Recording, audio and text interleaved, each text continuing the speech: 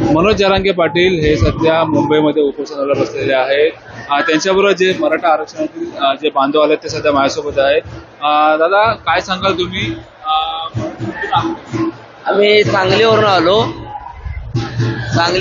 आम्ही. आम्ही काल संध्याकाळी 7 वाजता निघालो होतो. आज सकाळी 7 ला इथं पोहोचलो आणि गाडी काय इथंपर्यंत ते सगळं स्वतःच आम्ही येताना बरोबर घेऊन आलो होतो जेवण. आणि तेच आमचे पण इथून पाठीमागं जवळजवळ 6 किलोमीटरवर आमची गाडी पार्किंग केली आहे. तिथून इथंपर्यंत यावं लागलं आम्हाला. सगळं ट्रॅफिक जाम आहे.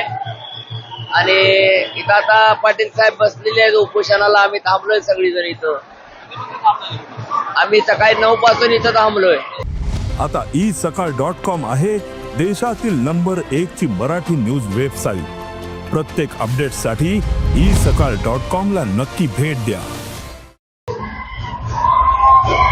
अजून काही आपल्यासोबत मराठा समाजातील जे काही बांधव आहेत आपल्यासोबत आहेत. कुठनं आलात? कवठेमहांकाळ, सांगली जिल्हा कवठेमहांकाळ. तुम्हाला सांगलीवरून इथे यायला किती वेळ लागला? राहण्याची सोय झाली का तुमची? जेवणाची सोय कशा प्रकारे केलात? जेवणाची सोय आम्हाला आम्ही सोबत आणलेलं ते होतं ते स्वतः आणलेलं ते खाऊन परत इथं आल्यानंतर काही लोकांनी आम्हाला नाश्ता दिला. चहा पाणी इथल्या मुंबईतल्या स्थानिक लोकांनी केलं. आणि आम्ही जरांगे पाटील साहेबांच्या तिकडे उपोषणाला बसले आहेत. तुमचा पाठिंबा त्यांना कशा प्रकारे असणार? तुम्ही किती वाजता थांबणार आहात? संध्याकाळी थांबणार आहात का निघणार आहात? साहेबांचा आदेश आलेला आहे आम्हाला की तुम्ही मुंबई सोडा आणि मुंबईचे रस्ते पूर्ण मोकळे करा. आम्ही साहेबांचा आदेश घेऊन आम्ही रिटर्न जाणार आहोत. साहेब तुम्ही आता थांबणार आहात का निघणार?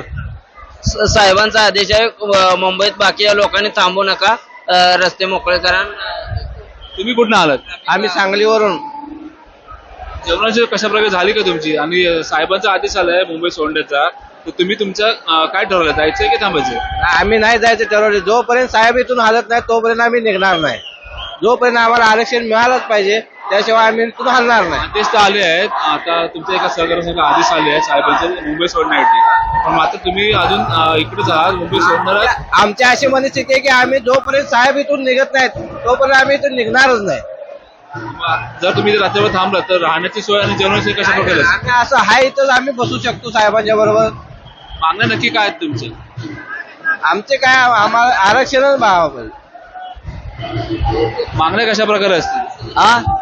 मागण्या कशा प्रकारे आहेत? मागणी काय आहे? आता पूर्वीपासूनच पाटील साहेबांनी मागणी ठेवली आहे.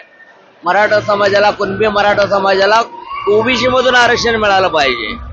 आणि ते बरोबर रास्त मागणी आहे तिची.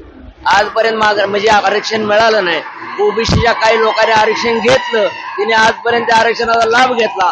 पण आमच्या समाजामध्ये खूप गरीब लोक आहेत, त्यांनाही आरक्षण मिळालं पाहिजे. असं काय जे ओबीसी वाल्यांचंच आरक्षण आहे आणि मराठ्यांना नाही असं काय नाही. आम्ही कुणबी आहोत, आम्हालाही मिळालं पाहिजे आरक्षण. तिने आजपर्यंत खाल्ले, ठीक आहे. आज जे उपाशी आहेत, जे गरीब आहेत, त्यांनाही मिळालं पाहिजे ना. असं काय त्यांची मक्तेदारी नाही. त्यांना आरक्षण जे गव्हर्नमेंटने दिलंय ते आरक्षण कुठं त्यांचं काय वंश परंपरेनं आलेलं नव्हतं. ते शासनाने 50 वर्षापूर्वी 40 वर्षापूर्वी दिले.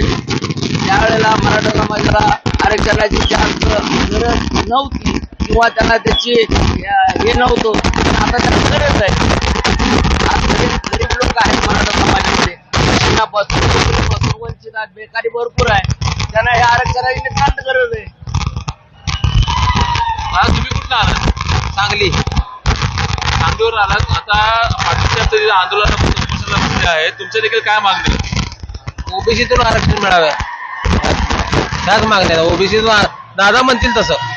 नक्कीच जर पाहायला गेलं तर उपोषण आहे. मात्र तसं तो म्हणतो आम्ही